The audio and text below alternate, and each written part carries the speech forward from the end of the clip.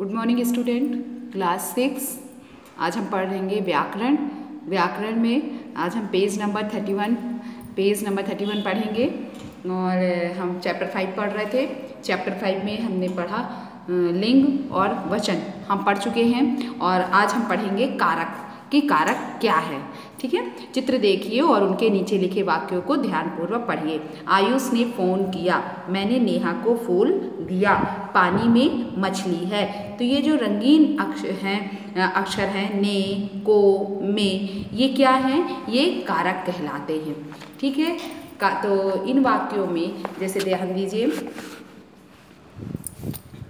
इन वाक्यों में आयुष, नेहा तथा मछली संज्ञा शब्दों के साथ ने, को तथा में शब्द आए हैं। संज्ञा के साथ आए ये शब्द कारक चिन्ह हैं। इन चिन्हों को परसर्ग भी कहते हैं। ये वाक्य रचना में आवश्यक होते हैं, है ना। जब वाक्य की रचना करो तो ये जो सहायक हैं और इन्हें परसर्ग कहते हैं, ये कारक चिन्ह कहलाते हैं और इनकी आवश्यकता पड़ती है। जब वाक्य को पूरा करना होता है तब इन शब्दों की जरूरत पड़ती है।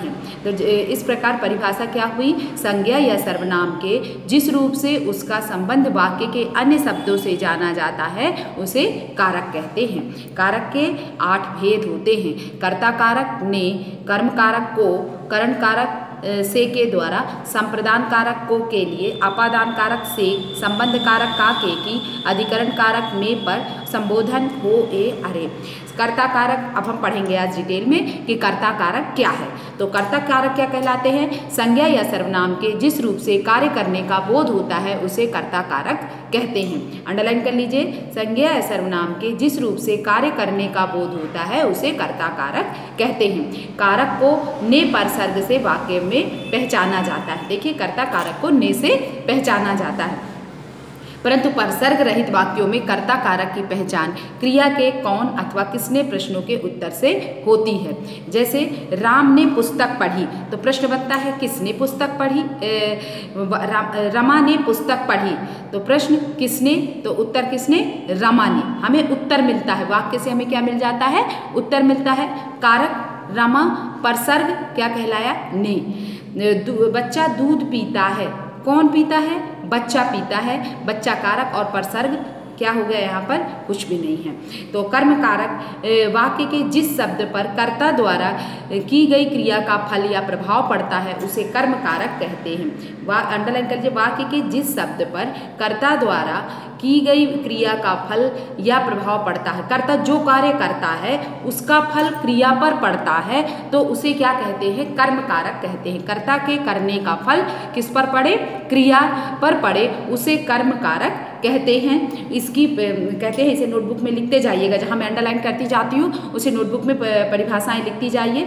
इसकी पहचान को परसर्ग तथा वाक्य में क्रिया के साथ किसको अथवा क्या प्रश्नों के उत्तर से होती है। जैसे देखिए वाक्य, अध्यापक ने बच्चों को पढ़ाया, अध्यापक ने बच्चों को पढ़ाया, तो प्रश्न बना किसको पढ़ाया? तो उत्तर मिला बच्चों को पढ़ाया, तो कारक क्या बना? बच्चे बने और परसर्ग बना क्या? को। परसर्ग क्या बन गया? को बन गया। तो प्रश्न किसको पढ़ाया? तो उत्तर बच्चों को पढ़ाया, तो कारक क्या कहलाया? बच्चे कहलाया। परसर्ग क्या हो गया? को हो गया। समझ में आया? किसान ट्रैक्टर चलाता है, तो किसान क्या चलाता है? ट्रैक्टर चलाता है, और तो ट्रैक्टर कारक हो गया और परसर्ग यहाँ पर कुछ भी नहीं है।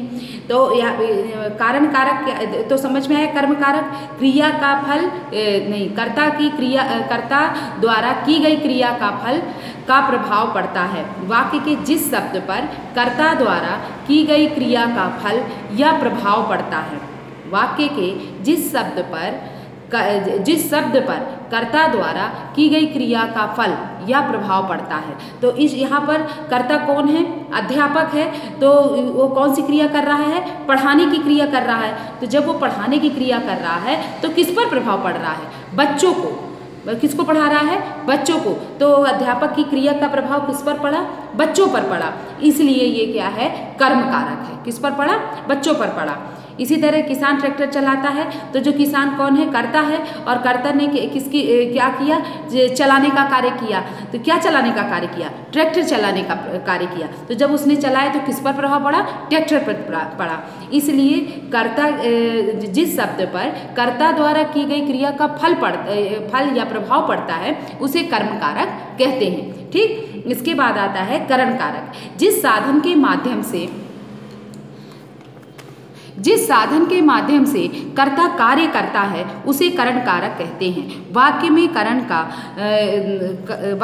करण कारक की पहचान से तथा के द्वारा प्रसर्गों से होती है। अंडरलाइन कर लीजिए, जिस साधन के माध्यम से कर्ता कार्य करता है उसे करण कारक कहते हैं। वाक्य में करण कारक की पहचान से तथा के द्वारा प्रसर्गों से होती है। कभी कभी करण कारक के साथ प्रसर्ग नहीं लगता। ऐसी स्थिति में किससे अथवा किसके द्वारा प्रश्नों के उत्तर से करण कारक की पहचान होती है। जैसे वाक्य में लिखा हुआ है, सुरभि कलम से पत्र लिखती है, तो प्रश्न किससे लिखती है, तो उत्तर मिलता है कलम से। किससे लिखती है, कलम से लिखती है। कारक क्या हो गया, कलम, और प्रसर्ग हो गया से। तो यहाँ पर क्या समझ में आया आपको कि जो करता है, जो क्रिया कर रहा है, जो भी क्रिया करता है ना, तो जो क्रिया करता है तो किससे क्रिया करता है, किस चीज़ से क्रिया करता है उस, तो समझ में आता है कि जैसे कलम से लिख रहा है ना, तो किससे क्रिया हो रही है, तो वो कौन सा कारक होता है, करण कारक होता है। करण कारक हम पहचान जाते हैं कि किससे क्रिया हो रही है। उसके बाद आता है वाक्य, कामना के द्वारा संदेश भेज दूंगा, तो किसके द्वारा भेज दूंगा, कामना के द्वारा भेज दूंगा। जो कर्ता क्रिया कर रहा है उसका वो जो कर्ता जो है क्रिया करता है, तो जब क्रिया करता है तो किसके द्वारा करता है, कामना के द्वारा। तो कामना के द्वारा कार्य हो रहा है, इसलिए ये करण कारक है, और कारक कामना है और प्रसर्ग के द्वारा है। ठीक है। और राहुल ने स्नेहा के हाथों मिठाइयाँ बंटवाई, किससे बंटवाई, प्रश्न बन जाता है किससे बंटवाई, तो स्नेहा के हाथों। ठीक है। इसके बाद आता है संप्रदान कारक। अब हम पढ़ेंगे संप्रदान कारक। संप्रदान कारक जिसके लिए क्रिया की जाती है या जिसे कुछ दिया जाता है, इसका पता जिस शब्द से चलता है उसे संप्रदान कारक कहते हैं। जिसकी पहचान वाक्यों में को के लिए प्रसर्गों तथा क्रिया के साथ किसको तथा किसके लिए प्रश्नों के उत्तर से होती है। जिसके लिए क्रिया की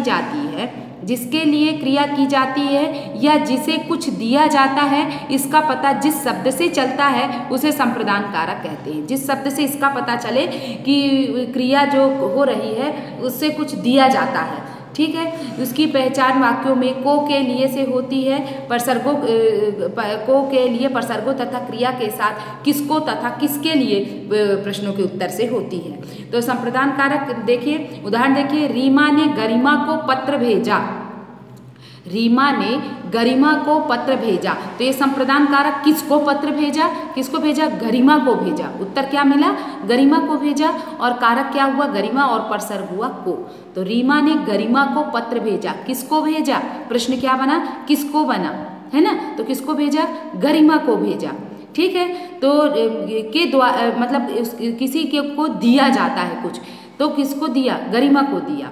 पिताजी मोहित के लिए घड़ी लाए, तो किसके लिए लाए, मोहित के लिए लाए। तो कोई चीज़ जो करता है वो दूसरे को क्रिया को दे रहा होता है ना। तो समझ में आया।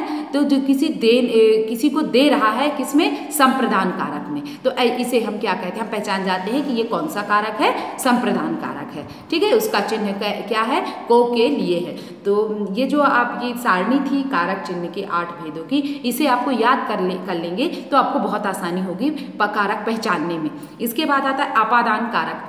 संज्ञा के जिस रूप से किसी वस्तु या व्यक्ति के अलग होने का बोध होता है उसे अपादान कारक कहते हैं। इसकी पहचान वाक्यों में से प्रसर्ग तथा क्रिया के साथ कहाँ से तथा किससे प्रश्नों के उत्तर से होती है। जैसे वाक्य है, पेड़ से पत्ते गिरते हैं, तो प्रश्न बना कहाँ से गिरते हैं, तो उत्तर मिला है आपको कहाँ से गिरे, पेड़ से गिरे। ठीक है। तो वो उत्तर क्या मिला आपको, पेड़ से, कारक बना पेड़ और प्रसर्ग बना से। तो किससे गिरते हैं, पत्ते से, पेड़ से। पत्ते जो है किससे गिर रहे हैं, पेड़ से, मतलब इसमें अपादान कारक में से तो लगता है मगर अलग होने के लिए लगता है। तो पेड़ पत्ते मतलब उस चीज़ से कोई चीज़ दूर हो रही है तभी ये वाला से इस्तेमाल होता है। तो हम ये जान जाते हैं कि ये अपादान कारक है।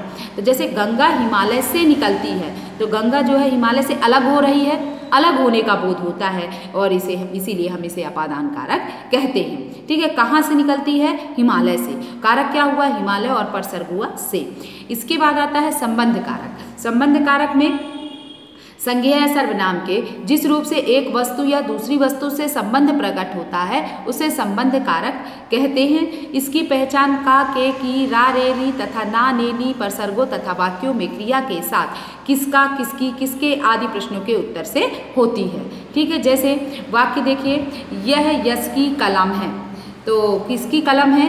यश की कलम है। कारक हुआ यश और परसर्ग हुआ की। मेरे मामा जी चले गए, किसके मामा जी चले गए? मेरे। ठीक, तो मेरे जो है कारक है और रे परसर्ग है। ईशान अपनी गाड़ी देखकर खुश हुआ, किसकी गाड़ी देखकर खुश हुआ? अपनी। प्रश्न बना अपनी, और कारक क्या कहलाया? अपनी, और परसर्ग कहलाया नी। अधिकरण कारक, इसके बाद आता है अधिकरण कारक। क्रिया के स्थान अथवा संबंध का बोध कराने वाले संज्ञा या सर्वनाम को अधिकरण कारक कहते हैं।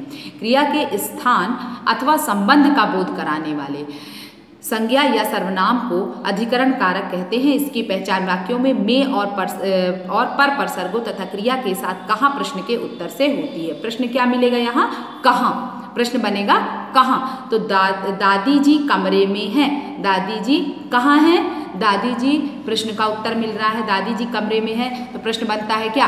दादी जी कहाँ हैं? तो इस कमरे में है, उत्तर मिला हमारा कमरे में है, तो कारक हुआ कमरे और परसर्ग हुआ में। इसी तरह थैला मेज पर रखा है, तो कहाँ रखा है? मेज पर रखा है, और मेज, तो मेज हो गया कारक और परसर्ग हो गया पर।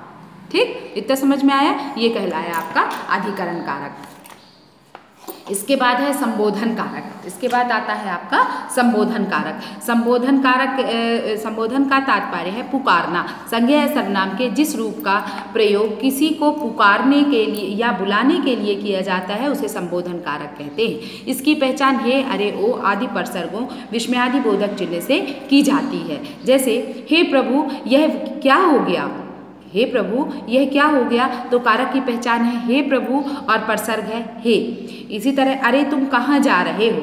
अरे, अरे है ना, अरे परसर्ग क्या हुआ? अरे। कारक की पहचान हुई क्या? अरे। तो इसमें क्या है? संबोधन कारक रहता है। हे प्रभु, अरे यार, है ना, ओफो, इससे हम जान जाते हैं कि ये क्या है? संबोधन कारक है, संबोधित करने के लिए किया जाता है। इसके बाद है आज हमने क्या सीखा? आज हमने ये सीखा संज्ञा एक विकारी शब्द है क्योंकि इसमें लिंग वचन तथा कारक के कारण परिवर्तन हो जाता है। संज्ञा के जिस रूप से उसके एक या अनेक होने का बोध होता है उसे वचन कहते हैं। पुरुष जाति या स्त्री जाति का बोध कराने वाले शब्दों को लिंग कहते हैं। संज्ञा या सर्वनाम के जिस रूप से क्रिया के साथ संबंध प्रकट होता है उसे कारक कहते हैं। कारक के 8 भेद हैं। जिन चिन्हों द्वारा कारक के साथ संबंध प्रकट किया जाता है उन्हें कारक चिन्ह कहते हैं। ठीक है, इतना समझ में आया? जो नहीं समझ में आता आप डाउट क्लास में पूछ लीजिएगा।